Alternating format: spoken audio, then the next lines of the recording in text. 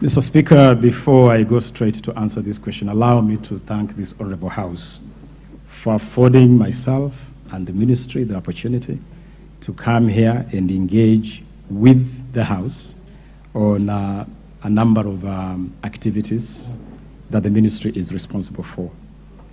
Honorable Speaker, I will seek your indulgence, maybe in the course of this submission, to also share with you a bit of other information that touch on the work of this ministry, which particularly set the environment or the ecosystem within which the two particular questions have been set. Honorable Speaker, just as a matter of providing some background, we as a ministry are very alive to the value of sports in this country.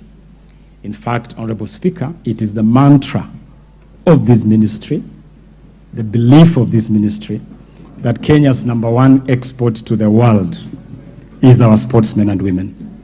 Our sportsmen and women do more in branding this country, in bringing honor to this country than anything else.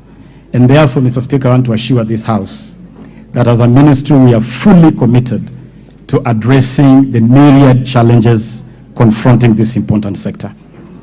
Honorable Speaker, when we came to office 10 months ago, we inherited a sporting scene with a number of critical challenges. And allow me, Mr. Speaker, to quickly share those challenges because they are relevant to the two issues that you have invited me here to share. Number one, Mr. Speaker, we found a country that was under suspension by FIFA, and Kenya had suspended FIFA from all international footballing activities. Mr. Speaker, that suspension had a very costly impact on sporting in this country. Harambee Stars, the Harambee Starlets, were locked out of competitions to qualify for AFCON, the World Cup, and all that.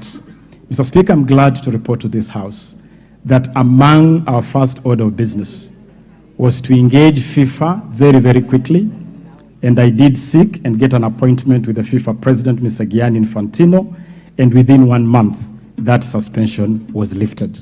I'm very glad to report to this House, Mr. Speaker, that last Saturday, 19th of August, Kenya formally returned to international football with the participation of Kakamega Homeboys hosting the Libyan side Al Hilal in the first round of the CAF Confederation Cup.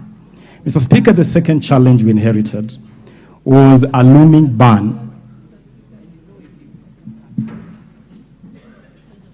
Yes, David Speaker. Thank you, Honorable Speaker.